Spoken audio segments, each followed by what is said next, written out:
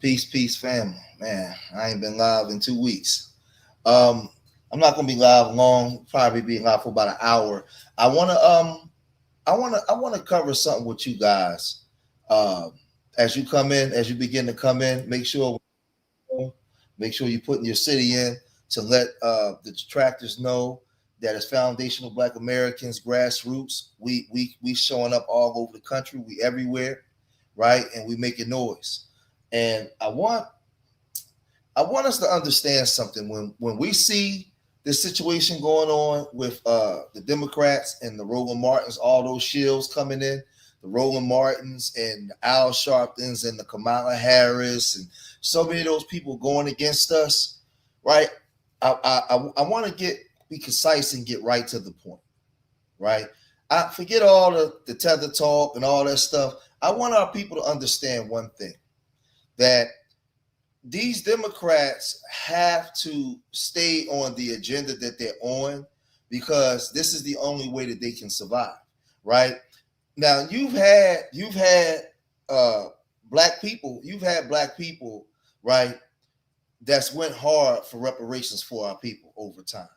But they have saw that what they've learned was they've seen that getting bills passed in the House, right? Getting bills passed in Congress, in the House, or the Senate has been next to nothing because you didn't have the support from the other groups that you needed in order to get bills passed, right? So you're not going to get the 60 votes or maybe the 53 votes that's needed, right? But the 60s to bring closure in the Senate, you're not going to get the 218 votes in the House. It's not going to happen, right? Because a lot of those people don't want to lose their chairs, right? They have a white voting base or an Asian voting base or a Latino voting base that's not sympathetic towards your plight. Now, with the Democrats, the role that the Democrats took, what the Dems did was the Dems went and said, okay, we're not going to be able to get things passed. We're not going to be able to get this stuff passed. So we're going to try to push minority coalitions. Make sure y'all getting this stuff out, right? So people can get in this room, right? We're going to push minority coalitions and in hopes that when you guys come in, make sure you put your cities in the room. Everybody hit that like button. They've been trying to suppress my content lately, man. They've been on me, man. Making sure that you guys don't get the alerts, making sure that you guys are not all right. But let's proceed forward.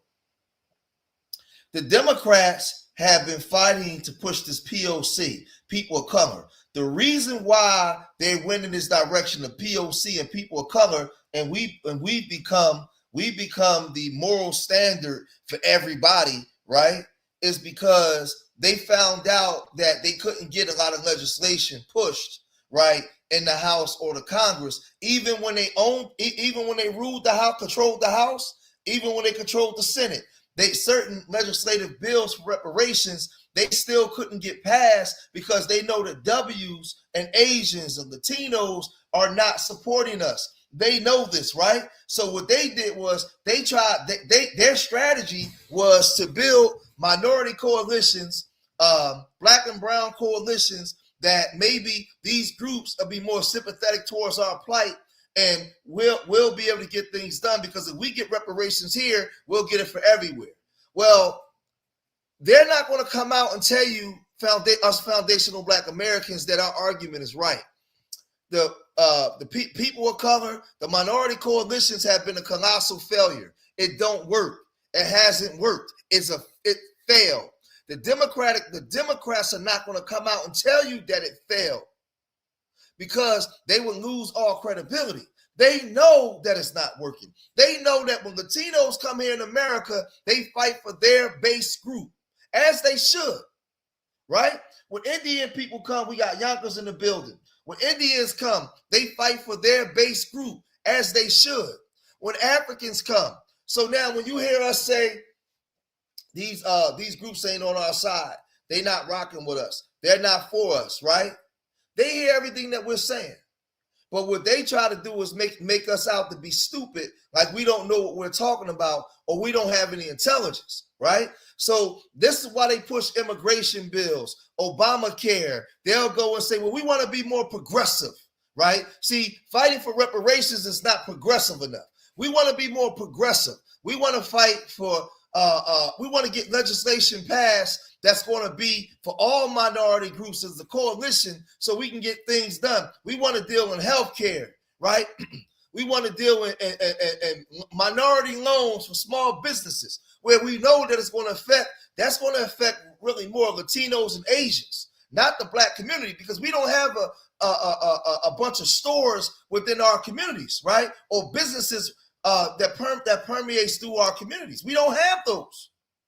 We don't have those. So this minority coalition for foundational black Americans have failed. And the Democrats know it failed. And instead of the Democrats coming out and telling the truth and saying, hey, listen, y'all, listen, we tried this strategy. It didn't work. We got reparations bills that's still sitting on the floor. It would never pass through Congress because the white voter base of the Democrats do not support it. They won't support it. The Latino base of the Dems won't support it. They're not going to be in favor of you getting cash payments. They're not going to be in favor of you getting it, and they're not getting anything, right? They're not going to support it. And then you couple that with, you have immigrants that come here that have a preconceived notion about us. They see us through a certain light. They view us a certain way. So how can you get anything done when you are being told to align with people that don't see you? They see you as lazy. They see you as a group of people who didn't take advantage of the opportunities that was given to you in America. How can you align with them? So now the Democrats is trying to shame you into aligning with them because their strategy failed. They were afraid to lobby to put millions of dollars behind the image of black folks to force, what's the word I'm looking for? To push reparations forward above things for fear of it failing. So they lobbied for other things that benefited other minority groups. And the problem is the minorities aren't returning the favor. When you hear these minorities come and say, hey, we're outpacing black Americans, we're doing better than black Americans, you can thank those Democrats for doing that, for trying to put together that minority coalition. The minority groups are not returning the favor. If you listen to a lot of these groups, they're coming off and saying that you don't deserve reparations. You're lazy. They want reparations for themselves. We got to call it for what it is. We got to call it. We have to call these things out for what it is. They form this they try to form these coalitions because of their failure and the inability of getting things passed in the House. Forget the Republicans first. Before we even get to the Republicans, Democratic leadership outside of the black Democrats, most white Democrats don't support reparations. They don't support reparations.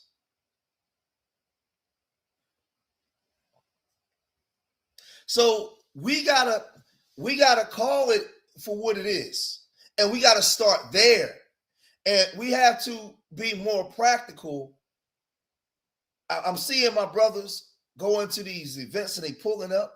And man, shout out to my brothers, man. I seen the one brother pulled up to the National Action Network and he talked about reparations. And he talked about cash payments. And if y'all ain't got our check, then we saw my young brother Black Alpha. He pulled up to Kamala Harris and he said she got to have that money. She got to have that check. I saw all that. But I'm telling you that they're not going to allocate money they're not going to allocate money that they was given to the immigrants to the black community, maybe for education, maybe for to help, help with back taxes on homes, something that can give you some type of help, economic help. They're not going to do it because they don't want to ruin their voting base. The minute they turn around, even though you've been supporting them, even though you've been the one supporting them, they don't want to mess up their white voting base and their Latino voting base. So they're not going to cater. That's why Kamala Harris came and told you boldly, I'm not going to just do something just specifically for Black Americans. That's why she told you that. So my argument has been from time that the first aspect of reparations, and I need y'all to listen to the big homie. It's going to have to first start with us. Reparations is first in your mind. Reparations, you have to first prepare the mind and know who we are. I'm going to start here. We teach people how to treat us by the way we treat each other. We have to first prepare us because we ain't got no friends. When Africans come here, y'all saw the video I posted yesterday.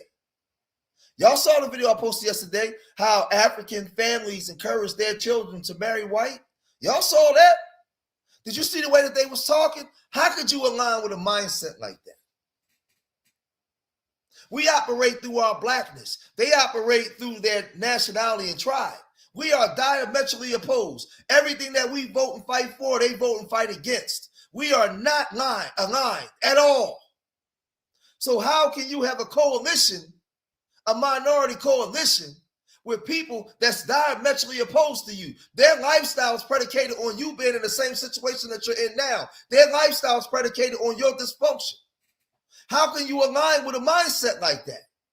Where they're looking at you and comparing their home situation to you here. And they're coming here to get what they can get. They don't care nothing about aligning with you. The Democrats know this. But the Democrats chose their bed, now they're laying in it. Because they chose to fight harder. They chose to fight harder for a minority coalition than their own group.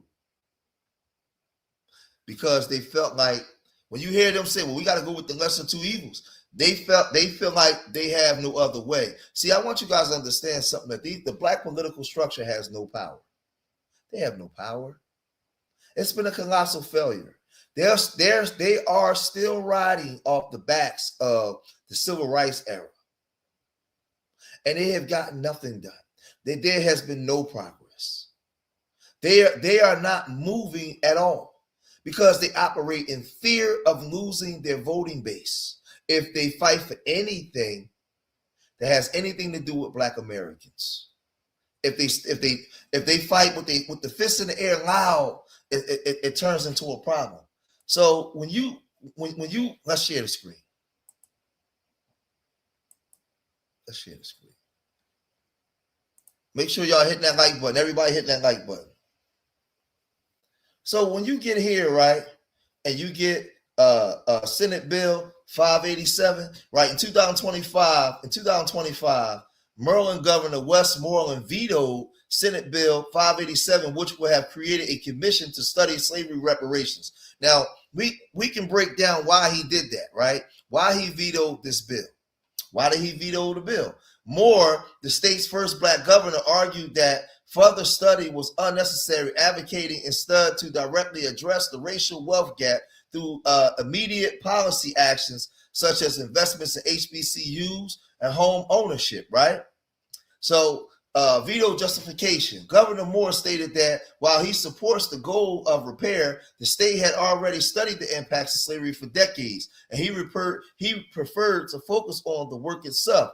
The Maryland General Assembly, dominated by Democrats, heavily criticized the veto, describing it as a betrayal and a retreat from progressive goals. On December 16th, 2025, the Maryland legislature successfully vetoed to override Governor Moore's veto, officially created a 23-member commission to study and recommended reparations. Now, let's unpack this, right?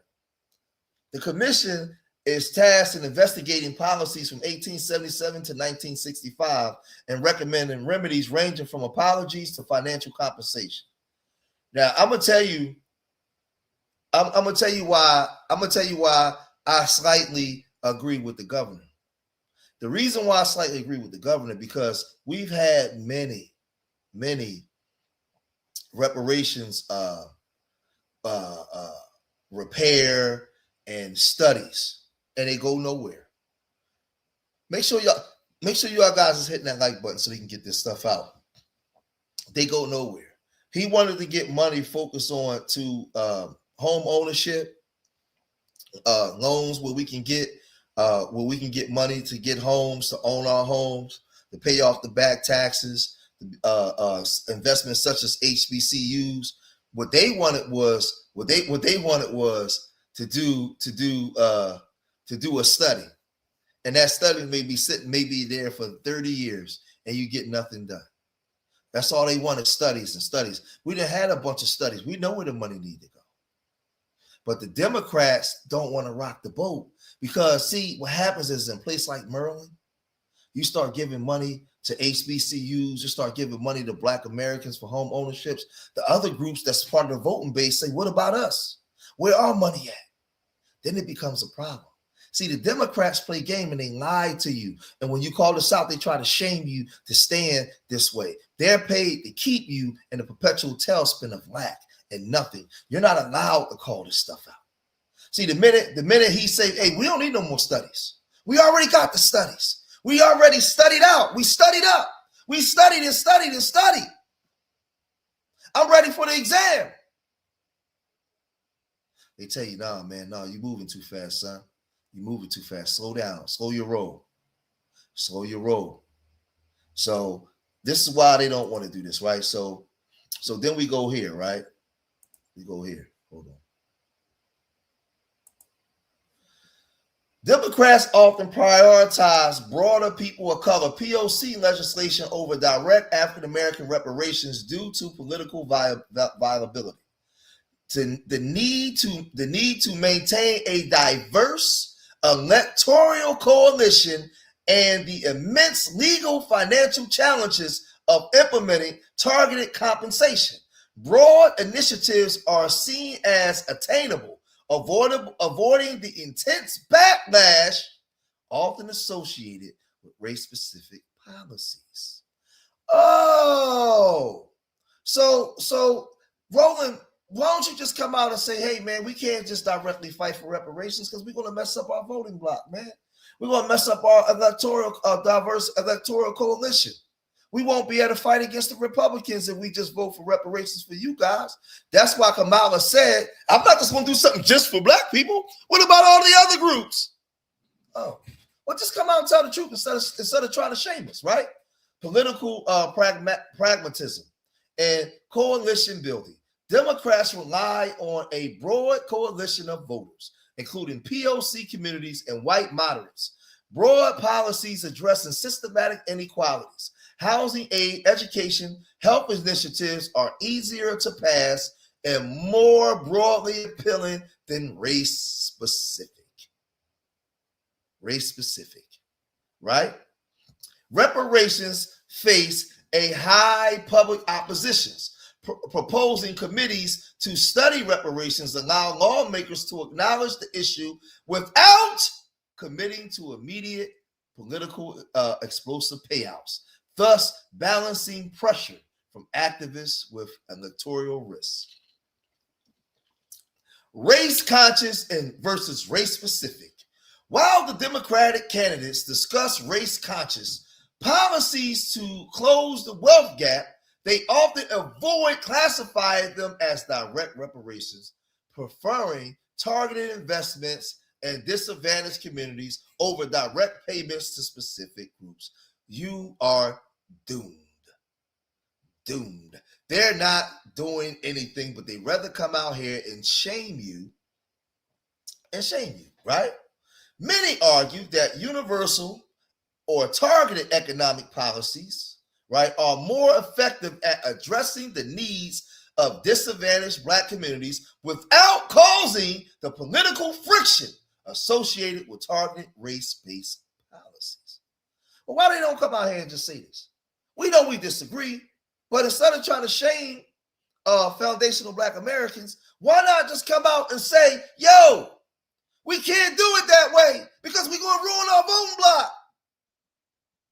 They're not going to do that. They're not going to do that. Complexity of reparations. There is no consensus on what reparations should look like, whether monetary payments to descendants of slaves or community investments. Despite this, some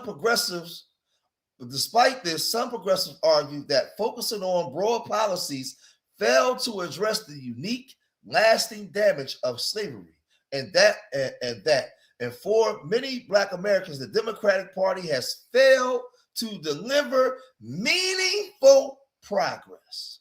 Right? Let's go over here.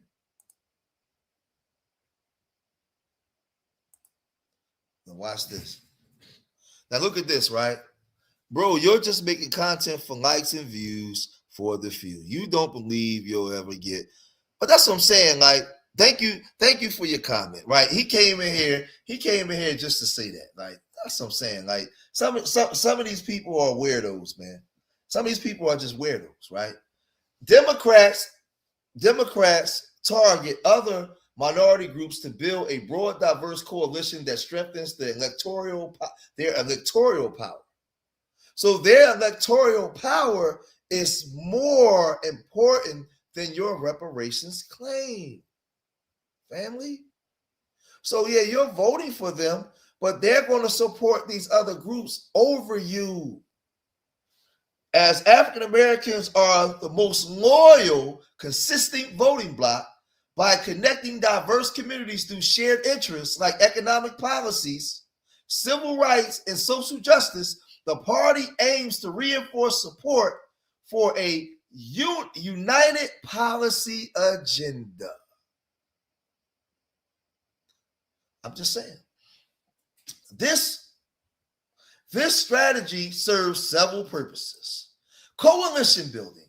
As the voter base becomes more diverse, the Democratic Party seeks to merge the interests of African Americans with those of other minority groups, such as Latinos, Asian Americans, and younger voters, to create a more powerful voting bloc. Now, how can you merge our interests with these other groups where these other groups are not part of our interests? They're seeking to merge your interests with these other groups where these other groups are prioritized over you, so that way they can strengthen their electoral voting bloc and policies. They're not going to risk doing things race specific for foundational Black Americans. You are on the back burner, and you better shut up and stay there and like it. We want your vote, and we're going to give you a whole lot of nothing, and you're going to like it. You're going to enjoy it. And we're going to shame you into staying there. This is what they've done to you. Because their strategy through the minority coalition is to replace you, because they figured out that in this country, right, the way the system is set up, you will never get 218 votes in the House or 60 votes in the Senate to get legislation passed for Black Americans. So we're going to abandon that strategy, and we're going to go here. As it says, Democrats target other minority groups to build a broad, diverse coalition that strengthens their electoral power, as African Americans are their most loyal, consistent voting bloc. By connecting diverse communities through shared interests, what shared interests do we have with these other communities? Like economic policies, civil rights, and social justice. The party aims to reinforce support for a united policy agenda. Coalition building. As the voter base becomes more diverse, the Democratic Party seeks to merge the interests of African Americans, right? That would be foundational Black Americans, with those of other minority groups, such as Latinos, Asian Americans, and younger voters, to create a more powerful voting bloc. Shared interests in economic and social issues. Policies such as Affordable Care Act, investments in child care, and economic relief programs aim to uplift many communities, simultaneously reinforcing support for a shared political agenda. They are doing, you are fried, dyed, and laid to the side. A strategy of, listen, a strategy of racialized social constraint. Research suggests that African Americans supporting the Democratic Party is a calculated effort to leverage political power and ensure that collective group specific issues remain at the forefront of the party's agenda. So even though we are the most loyal voting bloc, our agenda has been merged with everybody else. And now it's went from foundational Black American agenda to POC. And this is why they can march on the bridge. They can mention your leaders, and they can use all the things that you've done in order to advance their cause while you get nothing. Shared political values. The Democratic platform often highlights a commitment to equality and justice, which attracts a broad coalition of voters who prioritize civil rights protections. All right, hold on. Let's go here, right? Let's go here.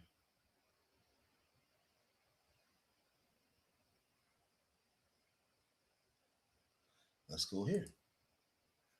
Let's go across the street. Let's just do it. Reparations for slavery represent a complex political dilemma for the Democratic Party, which faces pressure from both proponents of the issue and moderate voters who largely oppose it, right? While support for reparations have grown among Democrats, including rising to 65% in 2025, according to some surveys, it remains unpopular with other key demographic groups, creating fears of losing electoral support in competitive districts. And this is why they're not lobbying out loud for it. They don't want to lose their electoral votes. So they're saying, well, we got to go this way. We're not going to go directly for Black Americans. We got to make friends with these other groups. But making friends with the other groups have failed. Voter-based division, right?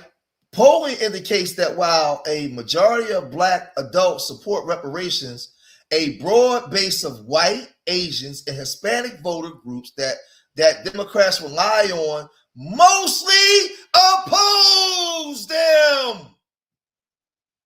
I'll read that again. Voter-based division. Polling indicates that while a majority of Black adult support reparations, a broad base of white, Asian, and Hispanic voter groups that Democrats rely on mostly oppose it. Political risks and midterms. Some Democratic lawmakers fear that actively pursuing federal reparations could lead to losses in the House and Senate, as Republicans have used the issue to paint the part as a left-wing faction seeking radical wealth redistribution. Man.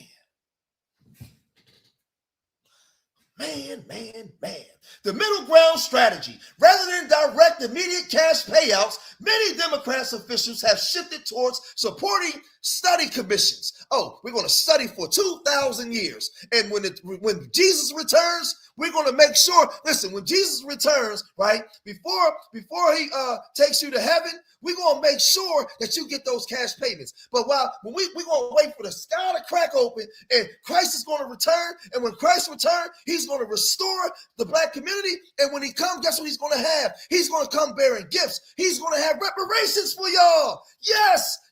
So now just vote for us. Go down there and pull that lever and vote Democrat, because Jesus is coming, and when he comes, he's bringing reparations.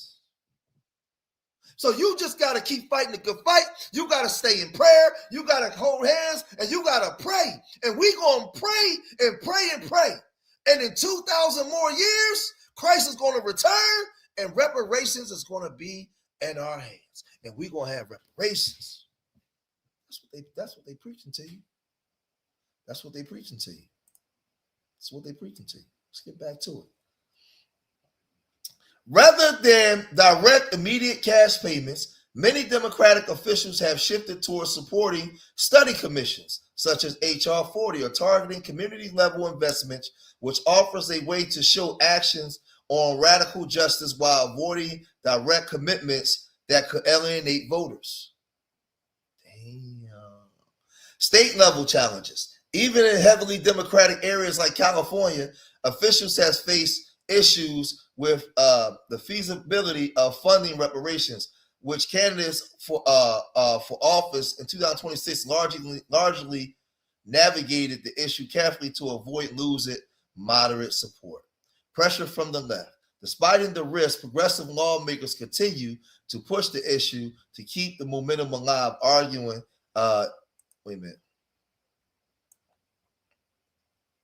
it is a necessary part of tackling systematic inequality. Right? Let's go over here. Let's just go down. Let's just go down the line, man, and and tell the truth, shame the devil, and based on 2024-2025 election data and polling, the Democratic voting base is composed of a diverse coalition, with roughly 44% of this voters identifying as non-white.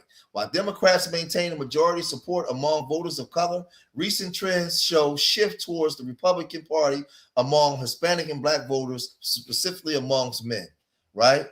White voters make up approximately 56 to 64% of the Democratic coalition of 2024, representing a significant portion of the base, despite majority white voters overall favoring Republican Party.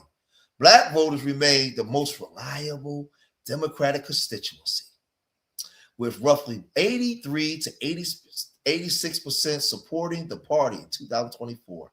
Black voters comprise of roughly 18% of Harris coalition in 2024. Approximately 61%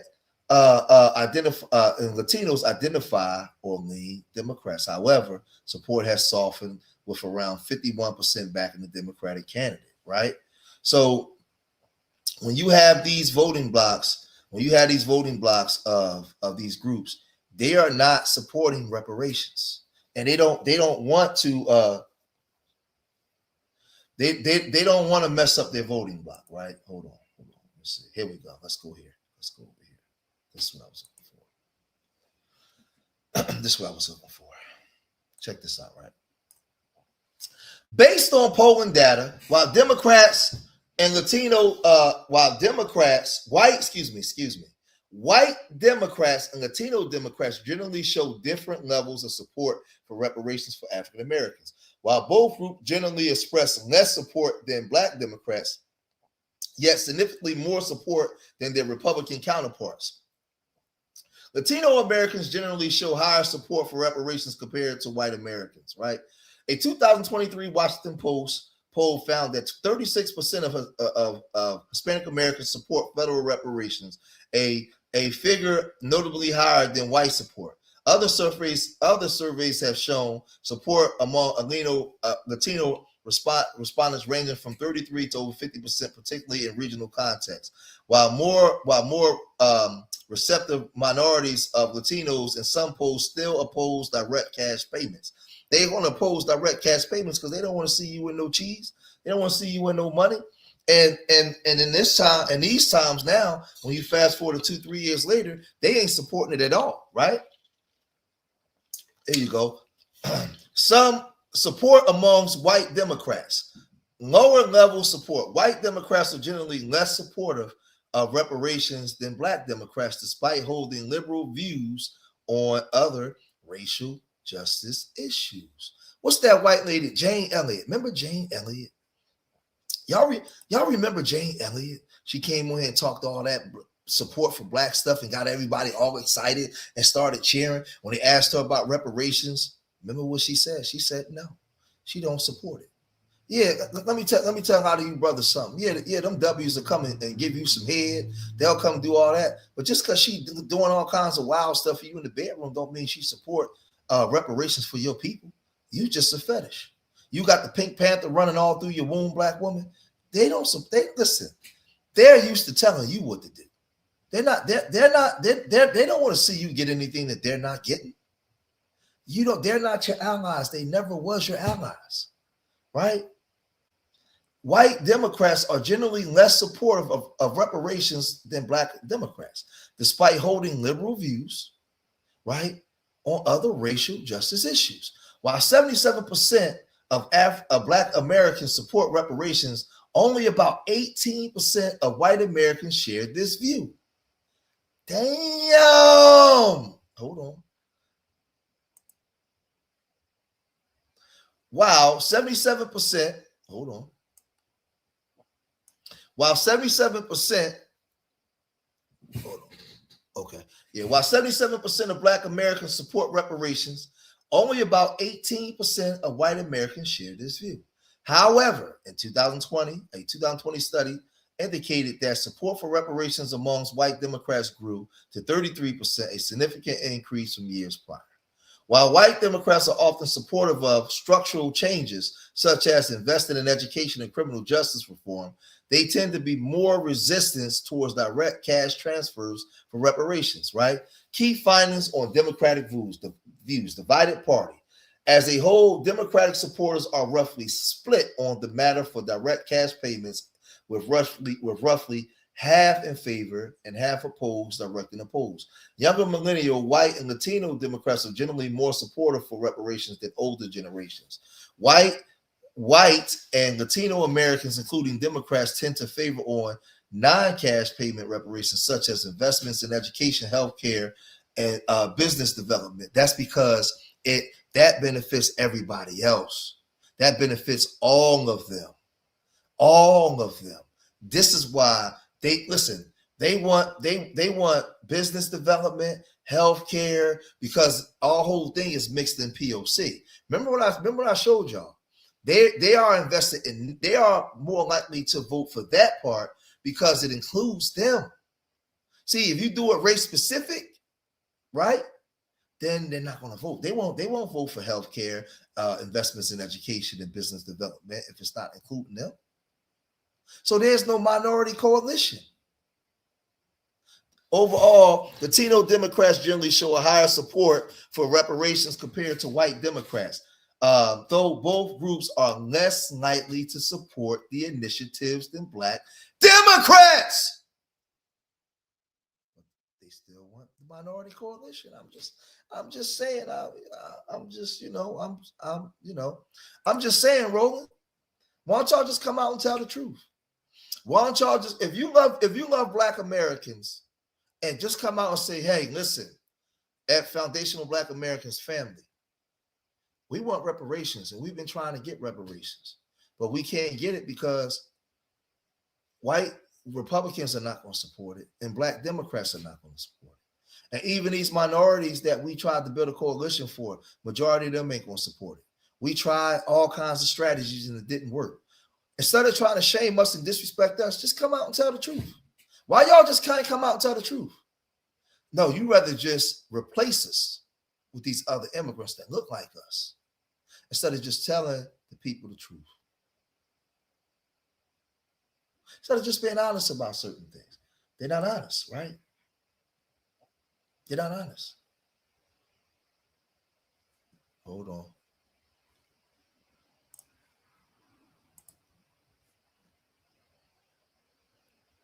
For reparations legislation such as H.R. 40, which proposes a commission to study and develop reparations proposals to pass through Congress, the voting requirements are generally a simple majority in the House and 60 votes in the Senate to overcome a filibuster. A simple majority is required in a full 435-member House. This is 218 votes. This bill must first pass through the committee before a full House vote. While a simple majority, 51 votes, technically passes a bill, Senate rules currently require 60 votes to invoke cloture and end debate, meaning 60 votes are particularly needed to pass most legislations, including reparations, to avoid the filibuster. Man, if a reparations proposal is structured as part of a budget reconciliation bill, it could pass the Senate with a simple majority, 51 votes or 50 plus the vice president, and bypass the 60 vote threshold. Proponents have also urged the president to establish a study commission via executive order, bypassing Congress entirely. They haven't even done that because they don't want to mess up their voting block. Hold on. Watch this. Why President Roosevelt never passed the anti-lynching bill for Black Americans.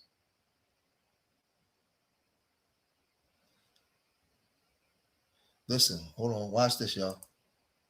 Now, the reason why I'm pulling this up,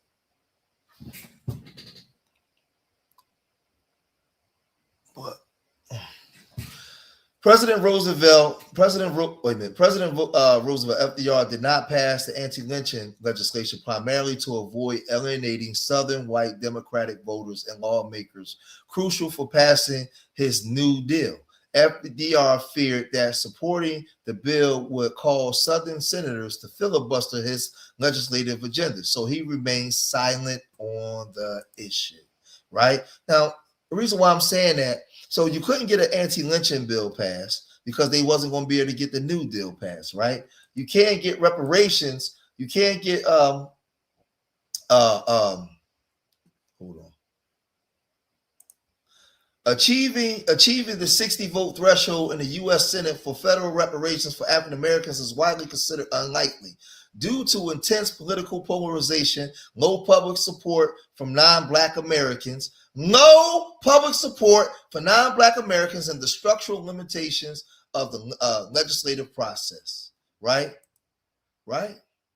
So what I'm saying is it'd be hard to get things done because you're not going to get support, right? Hold on. Low support and racial divide. National polling show deep disparities in support for reparations along racial lines. Only about 15% of white Americans support cash reparations, while a large majority of Black Americans do. Support for reparations is even lower amongst other groups, which aligns with polling finding an overall lack of majority support nationally. So the same way FDR wouldn't pass the hold on, let me show my face. The same way FDR wouldn't pass that anti-lynching bill when we was getting home, right? Because he didn't want to alienate his voting base. They're not going to support reparations because they don't want to alienate your voting base. So when we tell you that we don't have no friends, we don't have no friends. And you don't even have friends. You don't even have friends amongst the foundational Black American people that's in power to even come and respect you enough to be honest with you and tell you the goddamn truth. They're not even going to come and tell you the truth and shame the devil, bro. They're not even going to come up here and show you. So then we get here, right? Then we get here. All right, yeah, I got time. So I did all that to bring you here. Let's go here. I almost forgot. Literally means the affairs of the... Otis Malta III, senior pastor of Chicago's Trinity United Church of Christ, connected it all in under 5 minutes. Check out what my alpha brother had to say. I recently heard a young black man make a statement stating that he does not do politics, and then went on to say, hold on, let me pause. Now I laid out everything, so now you guys have an outstanding understanding for the lies that you're about to be told. So now we're walking in the room ready, armed and ready, because we know that we're about to be lied to. Instead of them being honest, instead of him being a man of the cloth and standing before God and standing before the people and just telling them what I just showed you, watch this. that he does not vote. Pained me to hear a person who benefits from our ancestral struggle claim he did not vote because it does not make a difference, according to him. This young man stating this ignorance with his full chest. Voting does not make a difference. Black people have only been full citizens in this nation since 1964, the year the Civil Rights Bill was passed. This act ended legal state-sanctioned segregation. This act was part of a long battle that began when we arrived in this country. And for the purposes of this 5 minutes, I want to highlight several cases that shaped this battle. In 1857, the Dred Scott decision stated no black person had any rights a white person was bound to respect. This legal decision effectively stated black people were not citizens of the United States. Even if born free, we were not fully protected nor seen as human. In 1868, the 14th Amendment was passed. All persons born or naturalized are subject to the jurisdictions thereof. In other words, citizens. But the Confederacy and those descendants of the Confederacy wanted to find a way around this amendment. In 1882, they passed the Chinese Exclusion Act. Pay attention. No person from Asia could come to the U.S., and those who were already here could not be citizens. This was the argument that was used to create in 1896 what we know as Plessy versus Ferguson. Yes. Separate but equal. The work of Black, Native American, along with Asian people led to the 1943 repeal of the... Now, did you hear what he just said? The work of African American, Asian, Native American, and all these groups led to, I want y'all to listen closely at what they're doing, because they're merging our story with everybody else because they failed. Their strategy failed and it's still failing. They failed to get anything passed. What our grandparents and great-grandparents was able to accomplish, they failed at doing it. So they just now just tearing the whole house down. And whether you like it or not, they don't give a damn. And they're giving the keys over to the other groups. Pay attention, y'all. Pay attention. Chinese Exclusion Act. This victory provided legal and organizing energy for the Civil Rights Act of 1964 that gave us full citizenship. This timeline is about faith, moral courage, and politics. Politics literally means the affairs of the city. For those who say they don't do politics, to choose not to vote and not to be informed is to give your power to people who want to take your rights away. The Supreme Court recently heard a case from this administration that seeks to appeal or to reshape a portion of the 14th Amendment and put back in place a portion of the Dred Scott decision. Hold on. I got 143 people here, but I only got 90 likes. Everybody right now hit that like button. We should have 142, 143 likes. Everybody hit that like button. And when this is over, I need all my hardcore followers, everybody, listen to what I'm saying. When this is over, when this live stream is over, everybody leave a comment. I need everybody, all my foundational, but I don't care what you say. The more comments you leave, the more this information, the more they push it out into the algorithm. We don't have a lot of people in here this morning. So I need everybody to leave a comment. Everybody. All right. The more comments you leave, the more you thumb up, the more it goes out. So the first half of this stream, people need to see it. So not comments in the not comments right now. I'm talking about when the stream is over. When the stream is over, everybody. All right. But if you want to donate, you can donate to Urban Nerds. Y'all can donate to our Urban Nerds. It's pinned to the top, and you can see the Cash App going across the bottom. If you guys want to donate to my nonprofit. And the Chinese Exclusion Act, based on their legal argument. Thankfully, most, let me say it again, most, not all of the Supreme Court, those on the Supreme Court, sounded annoyed and skeptical of the Trump administration's case to take away birthright citizenship. This is why we are called to do two things. Stay informed, not through a headline or your phone or social media, but do something, let me tell you right now, so revolutionary, so dangerous, so subversive it could get you in trouble. Read a book. One book that I place on your document. The insulting part is you have this pastor talking as if we haven't read the books, as if we don't understand Plessy versus Ferguson, as if we don't understand the voting rights and how things operate, and amendments and executive orders that's on the federal books that's supposed to protect us, as if we don't know these things. They've merged our story with everybody else because they failed. They know that they can't get anything passed specifically for Black Americans. They can't. They failed. Just come out and say we failed. What they trying to do is just give it away now. At this moment, there's a book entitled One Person, No Vote: How Voter Suppression is Destroying Our Democracy by Dr. Carol Anderson. The second thing that I ask is require anyone of age who lives in your house to be registered to vote. If they're gonna live up in your house and they are not registered, they don't need to be living up in your house. If you're not registered, you can't sleep here. Let's get ready for November. What he should have see. This guy here is a liar. He's not a man. He's not a pastor. What he's saying is anybody living in your house should be registered to vote, but they got to vote Democrat. They got to vote what you're voting for. Other than that, they can't live in your house. That's exactly what he's saying. See, they like to play games, man, and talk to you as if you're stupid. Not in November. Let's get ready for November right now.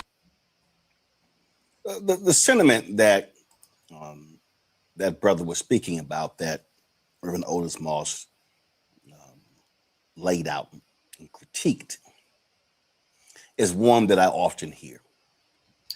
And now, what really gets on my nerves, Robert, is when I listen to these Black folks, and a significant number are Black men who yell tangibles, tangibles, tangibles.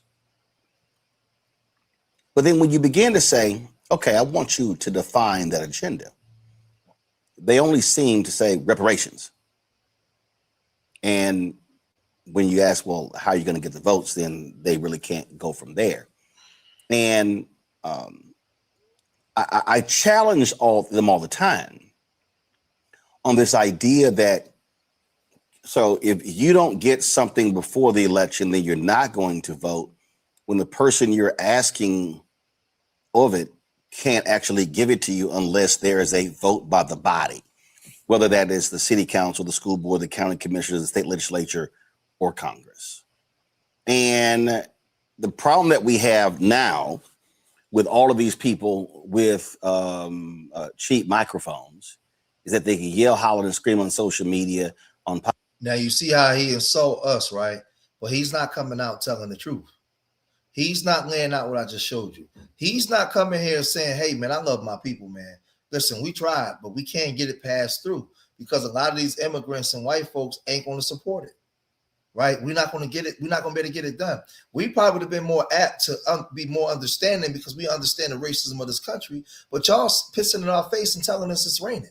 Y'all continuously lying to us and trying to form this minority coalition that we know don't exist. The reason why you can't get the goddamn votes because a lot of the minorities that you're supporting ain't even supporting.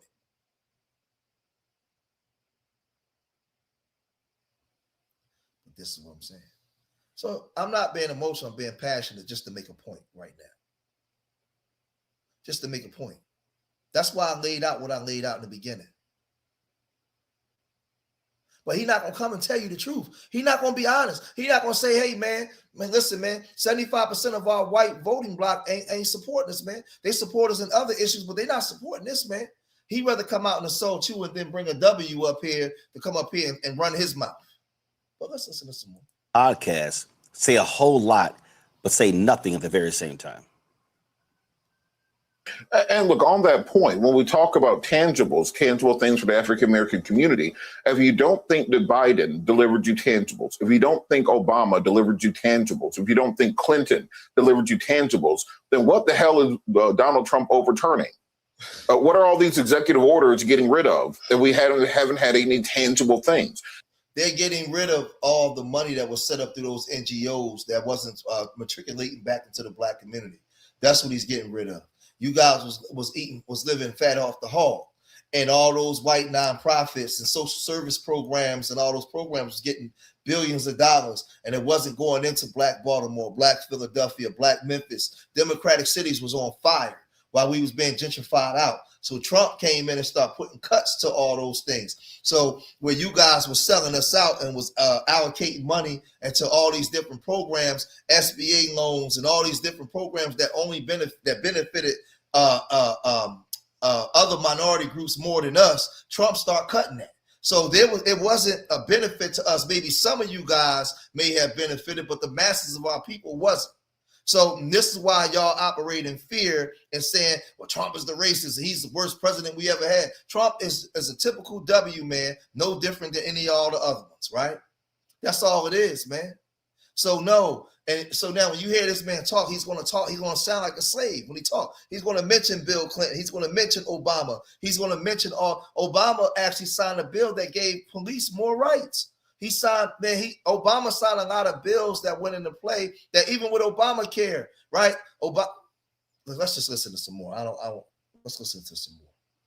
Why are there now between 300 and 500,000 African-American women who are either unemployed or left the workforce as a direct result of what President Trump did?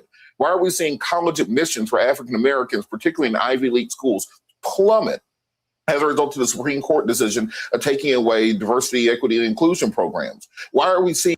Now, let me say this. Do we need DEI programs? Yes, but those DEI programs are supposed to be specifically for foundational Black Americans. Let me ask y'all a question. Before I proceed any further, let me ask y'all a question. With our HBCUs, if you from Memphis, Philadelphia, Chicago, Houston, Detroit, St. Louis, Alabama, Mississippi, watching right now, right? These cities that I'm naming, New Orleans, Louisiana, Baton Rouge, where have you saw these educated HBCU graduates matriculate back into the communities other than maybe Atlanta, matriculate back into community where you can see a difference? Has anybody, yes or no? Have you seen it? Have you seen it on a large scale in the last 50 years? These educated HBCU graduates matriculate back into your communities where you can see it moving, where you can see it permeating through the community and bringing some type of economic surplus. Have you guys seen it? Have you guys seen any of it? Because we have Black colleges.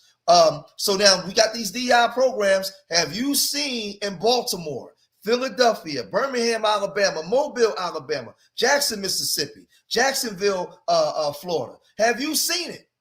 Have we seen these graduates, right? And this create the economic surplus based off the education? Have we seen it? Those loans of small businesses and minority groups, they went to other minority groups that benefited Latinos and Africans and Asians. It didn't matriculate back into Black Memphis. It didn't matriculate back into Black Charlotte. No, not on a scale where we can see it working. But they feel like they could just tell us anything and we just run with it. military leadership being purged of all black leadership. We went from Lloyd Austin being the defense secretary to the weekend host at Fox and Friends, and they called that merit-based. So if you don't think these people are delivering for you, if you don't think you're getting anything out of it, then what the hell were all those executive orders that Donald Trump signed to get rid of those things? What was Doge cutting if there was nothing to be cut? And why are we seeing African American? Well, Doge was cutting those things, yes. But when you guys had the Senate floor in the House, black Democratic cities was on fire. On fire. Unemployment tick up at a rate double what the overall unemployment rates are doing. Why are we seeing our communities being divested in, particularly educationally, as the Department of Education has decided they're going to shut down because the lady from wrestling is in charge of the Department of Education? Why are we seeing fewer and fewer African Americans in air traffic controller positions? Because they put the guy from Real World versus Road Rules Challenge that was charged at the FAA, and the first thing they did was get rid of the black employees. So if you don't think tangibles are being delivered, then you may be not reading deep enough in to see what those tangibles are. And I do think there's a responsibility on the side of the Democrats to learn from what President Trump is doing and has done. He hired a bunch of TV personalities and actors. So how can tangible? Oh, I'm sorry, y'all. How can tangibles be delivered when they are afraid to do things specifically for foundational Black Americans for fear of losing your voting base? So no, there are no tangibles. The tangibles went to the other groups in order to keep them. See, that's why I laid out what I laid out before we started. That's why I laid out so that way we can have an outstanding understanding for the way we're being lied and led astray and hoodwinked and all that. No matter what he does, he can send them out to every cable news show, send them out to every podcast, send them out to every corner of social media to yell about and crow about everything that that they have achieved or done and put their own messaging out there. Democrats should have been doing that exact same thing with the Civil Rights Division of the Justice Department under Joe Biden, the work that was being done there. When you look at student loan reform and how that has affected the African-American community. Look, Joe Biden will eternally be, and for the rest of my life, the best president in American history because he got rid of my law school student loans. If that's not a tangible for people, I don't know what that tangible would be. So when we start talking about these things, one, the party has to do the tangible would be when you have these loans going specifically for Black Americans in order to even out maybe the wealth gap, where Black Americans can catch up in their communities and they won't have to be guests in their own communities that they live in, right? Where when you go through these Black communities and all the stores and everything is controlled or owned by other immigrants, that you can start there. You talk about tangibles. Right, there's a whole lot of things that I can mention and name, but they're going to turn it into POC. That's why I showed you guys. Hold on. I showed you guys this.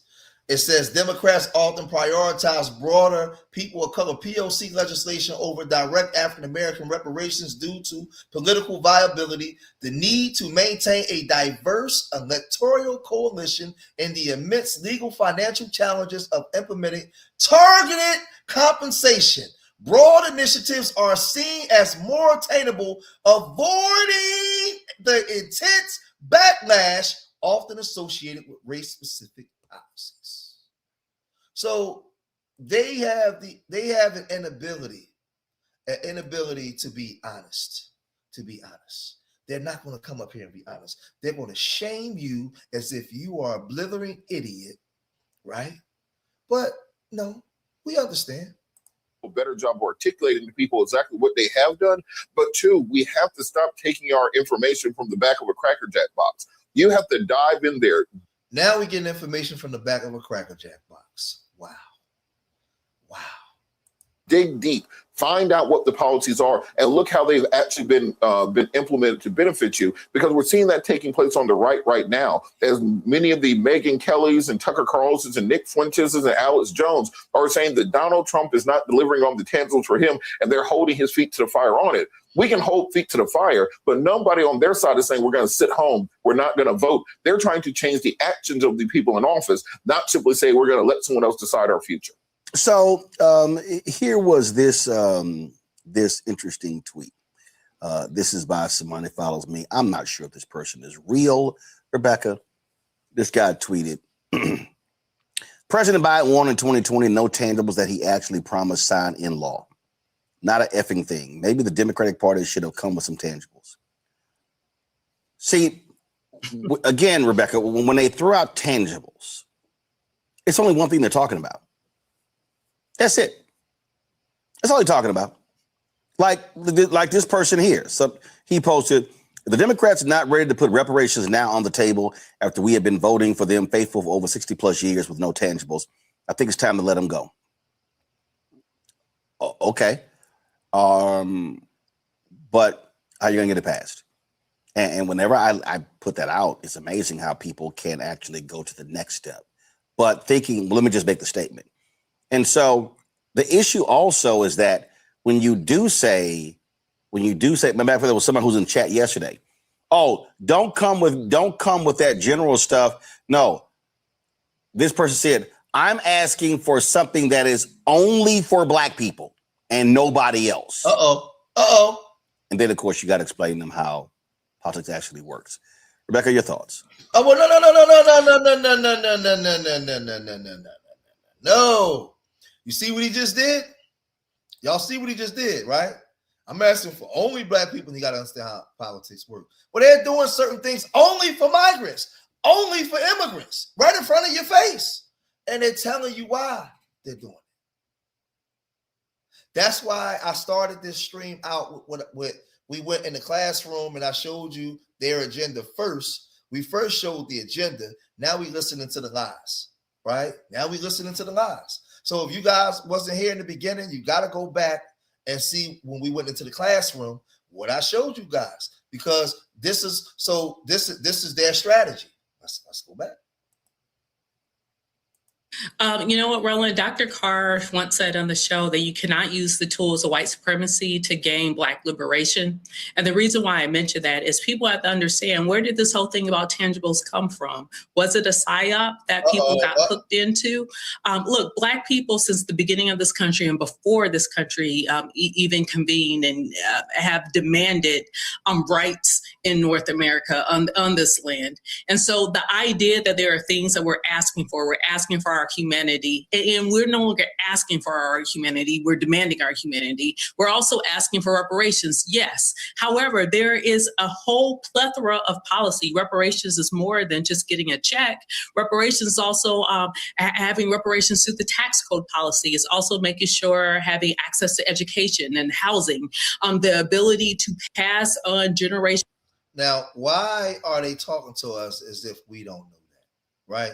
And why aren't they out in the open the same way they go real hard out in the open for Democrats? Why aren't they out in the open with open forums having this conversation to their Black loyal voters, saying, hey, this is what we're doing, but the problem is we can't get this passed here because when we go things for us, these immigrants that we support, and they're not supporting it. They're not going to do that. They rather just bash you and beat up on you because they figured out that it failed, so they have to go through the minority coalition. Yes, we do need the Fair Housing Act hasn't worked for us. Yes, the loans. But first of all, our image has been destroyed, right? Our image has never been repaired.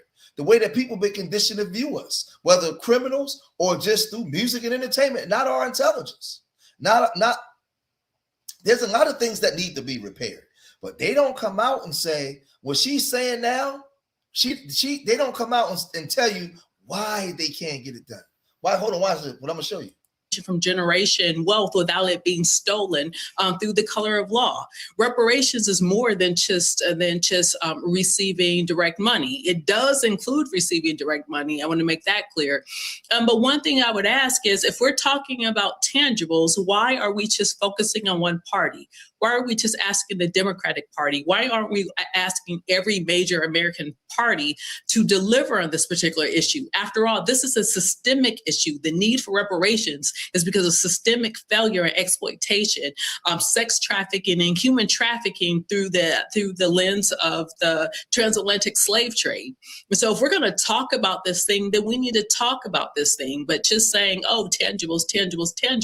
She keep talking about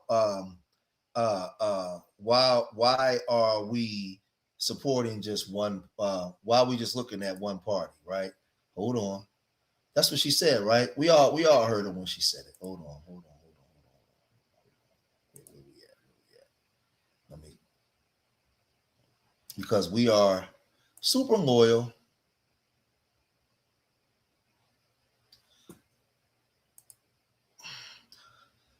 Black voters remain the most reliable Democratic constituency with roughly 83 to 86% supporting the party in 2024, right? We are super loyal to Black Democrats, right? Right? We're super loyal, to the Democrats. Right? So when you get here, overall, Latino Democrats generally show a higher levels of support for reparations compared with white Democrats, though both groups are less likely to support the initiative than Black Democrats. Why they just don't come out and be honest and tell the truth? Just come out and just be honest. I don't know. They're incapable of just being honest, man. They're gonna come out here and try to make it seem like you're an idiot or a fool. It's starting to sound like a psyop. We understand that there is Black consciousness, and we understand that there is Black literature and research on this particular issue. But what we're seeing online, sometimes it is bots. Sometimes it's people who are well-intentioned. But we have to understand that if we are going to demand this, it doesn't make sense that we will only demand it from one party when there's two major parties in this country. This back and forth. Look at this white man. He ready. Is to me the reason I think it's nonsensical. It's because if you don't vote, then you're guaranteed to get nothing. So you're like, okay, I'm not going to do anything. I'm not going to say anything until you give me what I want. But I can't even attempt to give you what you want if I don't get elected. And then there's a primary process. So if you want somebody to deliver you something, then maybe you support that person in the primary. Oh, I'm sorry, that's right. You're not voting. So therefore, you can't even get the candidate you want to win the primary to run in the general. It's all idiotic. Yeah, Roland, I agree with you. And, for these. Now, hold on, because now they got a W up here. Watch this dude. They going to get a W. Carte blanche to just come in and just run his mouth. This thing is just a farce now. Now it's just, the whole room done lit up. They done brought a light bulb in the damn room. Like, come on, man. People out there that were Trump supporters and now they're not Trump supporters, but they say, well, I'm not going to vote for a Democrat, so I'm just going to sit it out. Yes, I'm sorry to name call, but they are. If you want to talk about tangibles, let's talk about the $175 billion that Trump and his administration stole from the American people with tariffs. That doesn't just affect. He stole from the American people in tariffs.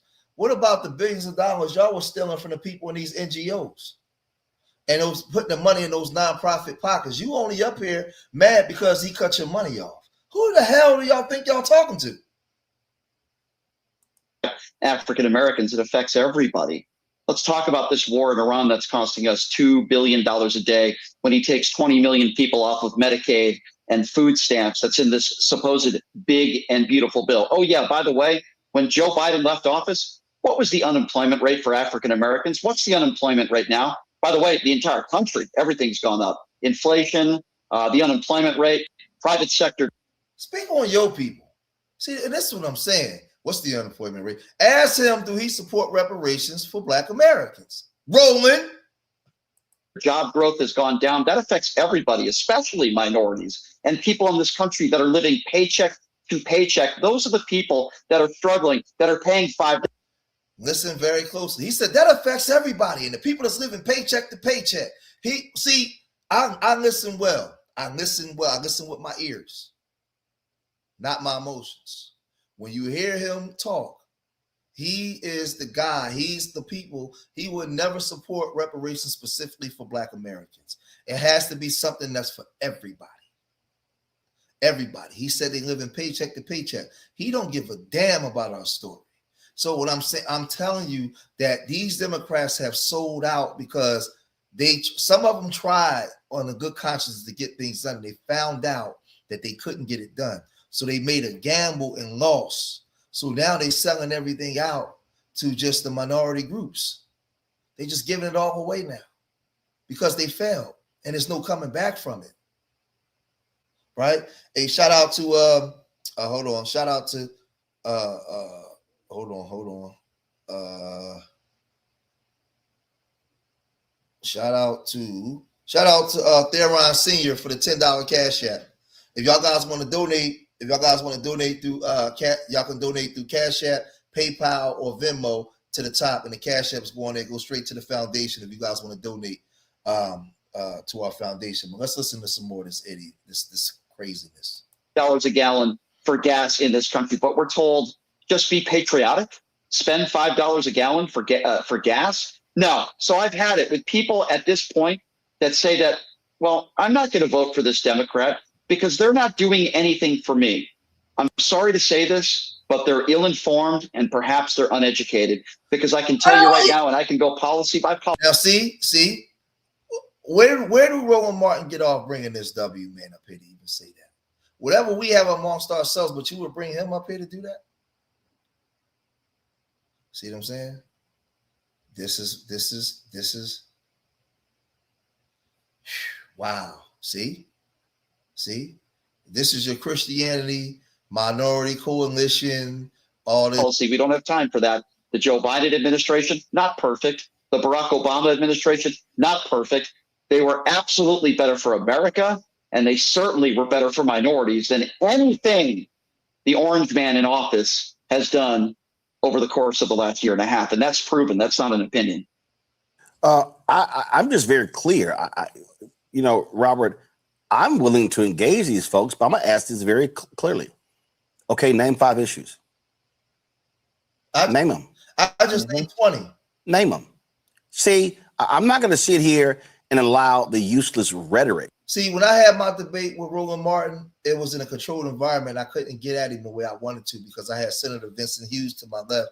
I had the mayor behind me, the police commissioner, right? And and we worked with all those people, right? Larry Krasner, he had all those people there. So I can only go but so far because I didn't want to mess up. Though I got a lot of respect amongst those people in the city to the point where they would let me they would let me be able to sit down and have an hour-long conversation with him. But I didn't want to be disrespectful or go too hard to the point where I embarrassed them. So when you spook the set behind the door, you play the game so you can get in the room. So some of y'all saw it when I'm debating Roland. Yeah, it's only but so far I can go. But we talked for 45 minutes, right? Only but so far I can go. But he's saying name 5 things as if we can't name 5 things. That's why I laid out for the first 45 minutes. He wouldn't want to sit down in a controlled environment with me. It'd be over for him. Because we can go into Obamacare. We can go into these NGOs and where they funded and where they was funding money. And I'll ask him, where's the money? Where are the programs? How are these programs in the last 5 years benefited the Black community in any way? Right after the government shutdown, cities across America had some of the highest murder rates we ever saw. We didn't see that money being allocated back into these communities. Philadelphia was on fire. Memphis was on fire. Chicago was on fire. Where was these groups at? He don't want to have this conversation because we just found a money trail. We look at those loans that were set up by the Obama administration and the Biden administration. They benefited immigrants more than they benefited the Black American community. Who the hell do you think you're talking to? We can go on and on and on. On and on, over and over again. But let's proceed more. To get stated. Even if somebody says, I want reparations, okay, show me your plan of action to get it. Show me your lobbying effort. Show me what you're actually doing. What is the Democrats' lobbying effort? That's why I showed you. Hold on. Remember I showed you. Democrats often prioritize broader POC legislation over direct African-American reparations due to political viability, the need to maintain a diverse electoral coalition, and the immense legal financial challenges of implementing targeted compensation. So why are you lying to us? Why are you over here? Why are you over here trying to disrespect us, man? Right? Democrats, hold on. Democrats target other minority groups to build a broad, diverse coalition that strengthens their electoral power, as African Americans are their most loyal, consistent voting bloc. By connecting diverse communities through shared interests like economic policy, civil rights, and social justice, the party aims to reinforce support for a united policy agenda. So you already sold us out.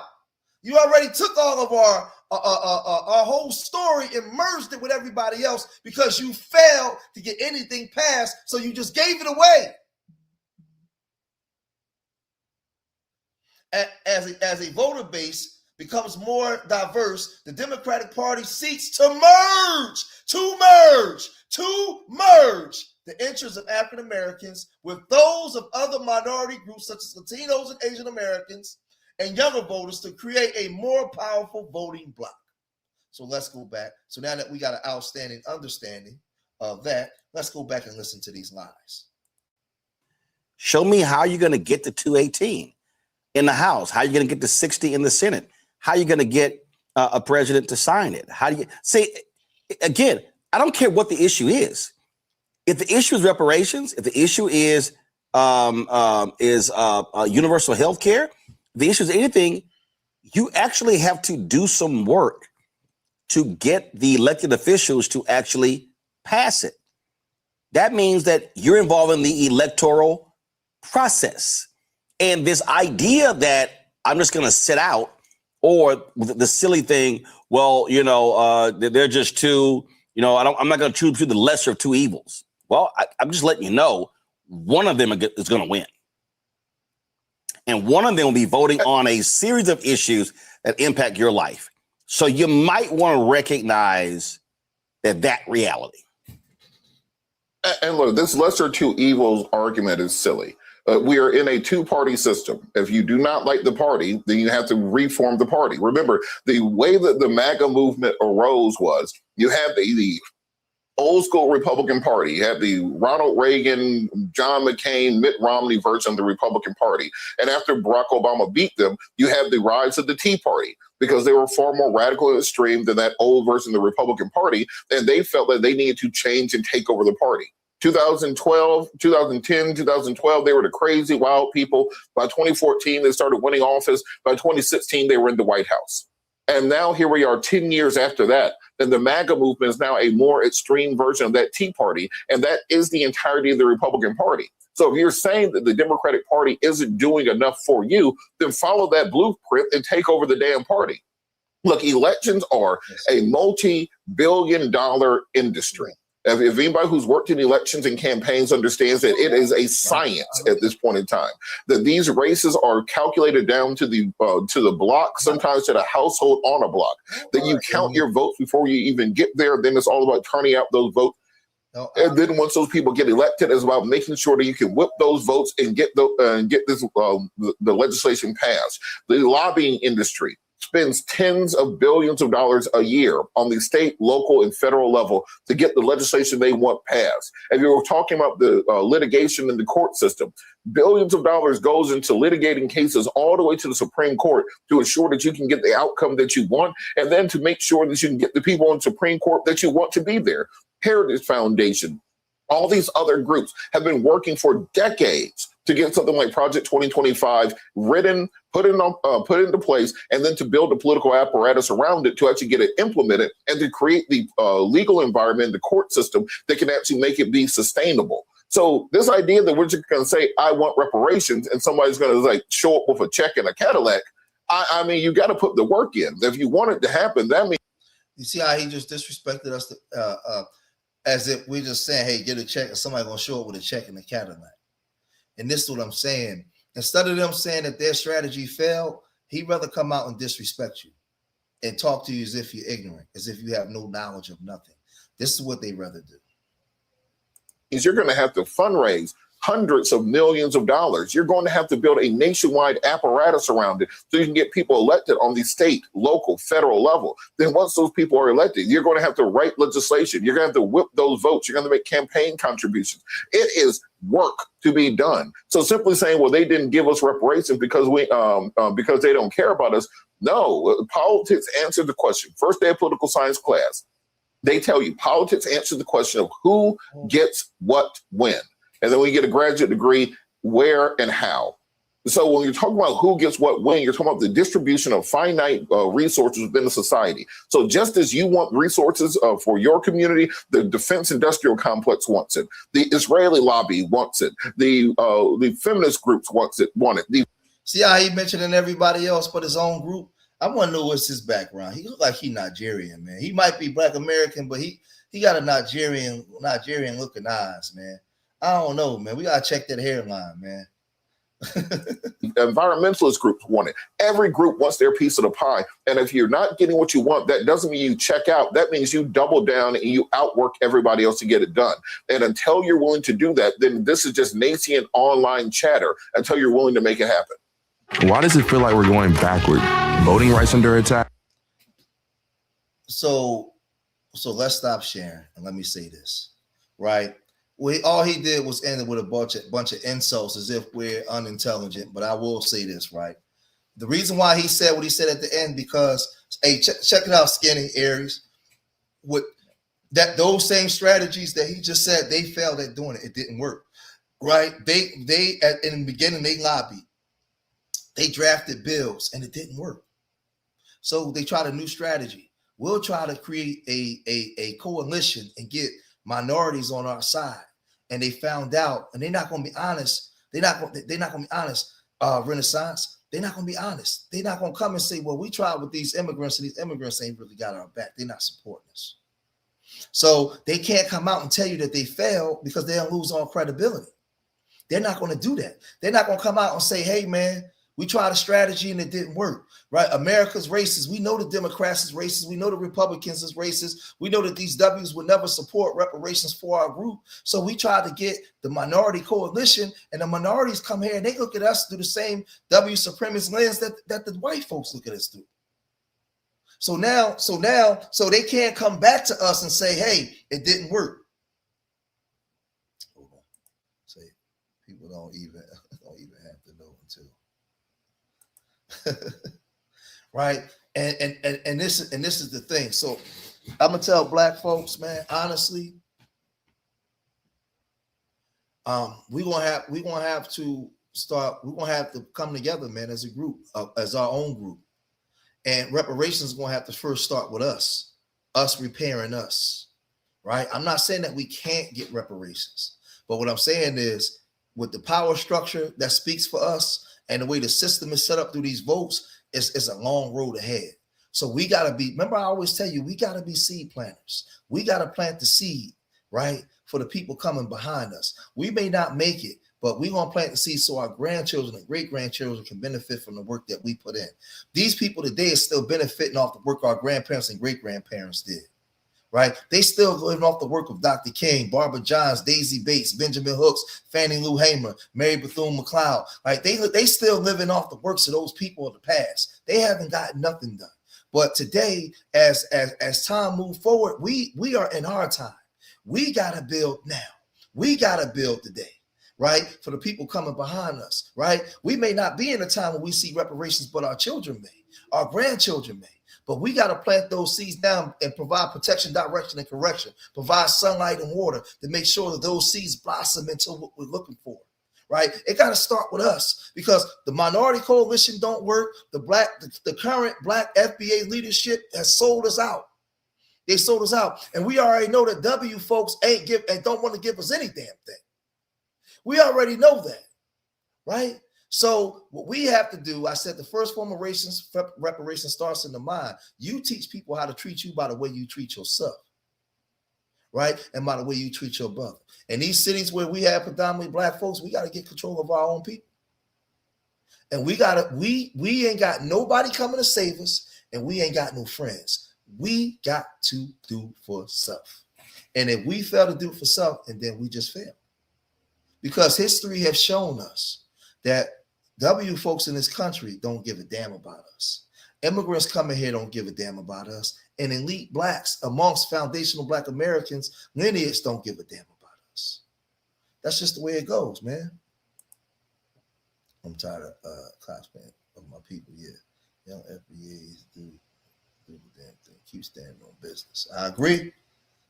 Those illegal immigrants received a whole lot of benefits, free hotels. But this is why I tell both of you brothers, if y'all wasn't here for the beginning of my video, you got to go back to the beginning of the live stream. I laid all this out. And us standing, and let me say this before I go. I got to get to the gym. Us standing on business is more than just online complaining. We got to galvanize the people in the communities that we live in, economically, spiritually, physically, every aspect. We have to get our people together, man. And we got to mobilize and show them that we're serious and we're sick and tired of being sick and tired. When Tariq Nasheed says that he's not your leader, he's not your leader. We are our own leaders in the cities that we come from. We have to galvanize our people politically because the democratic political structure has sold out. They've completely sold us out. So it's up to us now to build this. It's up to us to get it together, right? When are you speaking in the city? We need to have something here. I agree. We got some stuff coming up this summer. when I'm going to be speaking. I'm forming a coalition here in Philadelphia with some brothers and some sisters, man, that's very knowledgeable, very educated, but very black, foundational black Americans, right?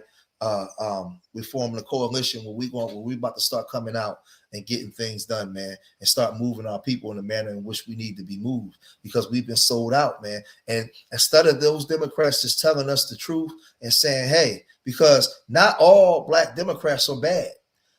But instead of them coming out and saying, hey, we tried this strategy, but the Republicans and white America kept blocking it. So we tried to form a minority coalition and it didn't work, family. We tried everything. Instead of them just coming out and telling us that, you know what they do? They come out and shame us and try to make it seem like we're the ones that's wrong and we stupid. That's what makes us completely turn on you because we can clearly see the mistakes that you made, but instead of you honoring and standing on the mistake, you come out and try to tell us that we're wrong.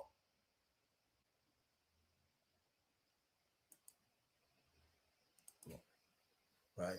It's youngest FBA time to vote. The one like the black. Right. I will. But remember, man, let me get out of here. I got to get to the gym. But it's up to us, man. We ain't got no allies. We ain't got no friends. Everybody, I need everybody that's watching. Everybody. Soon as I click off this, everybody go to the comment section and leave a comment. I want to see 200 comments in there. The more comments, the more we push this out. We need this FBA knowledge to get out. And I want to have another sit down with Roland. Help me do it. Everybody leave a comment. Everybody leave, not in here, not in the live, not a comment in the live, a comment in when the live stream is over. Put a comment in the comment section. The more comments you put in, the more it go out to the algorithm. All right. So let's stay on, let's keep it the way it is. But I got to get out of here. So remember, I love my people more than they hate themselves. And I pray to the universal creator most high that these words are enough to inspire you. These words are enough to make you look at yourself in the mirror and make change. These words are enough to make you look at your children and know you have to make change. I hope that when you came here for information. And when you leave here greater than what you was before you came. You leave here edified. I hope that you share this information on all the social media mechanisms that we use to get the message across. It's time that we have the conversation of understanding what we need to do, who are our allies, who are our friends, because when I'm looking on the terrain, we have none. Right? All we have is each other. You have to want for your brother and sister what you want for yourself. You have to teach people how to treat you by the way you treat each other and the way you treat yourself. When you stop responding to that what you are not, you start to see who you are. And the first form of reparation starts in the mind. It's the repairing of the mind and understanding who you are so that you are no longer online committing verbal genocide on each other. You are showing the world that you mean business and you are about being about it because you're sick and tired of being sick and tired. It is our turn. The ancestors ancestors have always spoken. They just waiting for us to stand up, to step up and stand up, right? You are seed planters and we are thinking futuristic. We are preparing and plowing the road for those that's coming behind us. Reparations may not be for George, but reparations will be for my grandchildren and the children that's coming behind them, because I am planting the seed for tomorrow. I am thinking futuristic, and I hope that you are too. The more and more we think the way our grandparents, when you see those images of your grandparents, dogs biting the breast of women, dogs biting on the men, and they getting beat with billy clubs because they're marching and they want rights, they was thinking futuristic. They wasn't thinking about the right now. They was thinking about the people coming behind them, and they sacrificed themselves for those that was coming behind them. So now we are in the seat now to sacrifice ourselves for those coming behind us. Right? So remember, you teach people how to treat you by the way you treat yourself. Right? The first aspect of reparations is the repairing of the mind. You no longer respond to that which you are not. Foundational Black American lineage, stand up.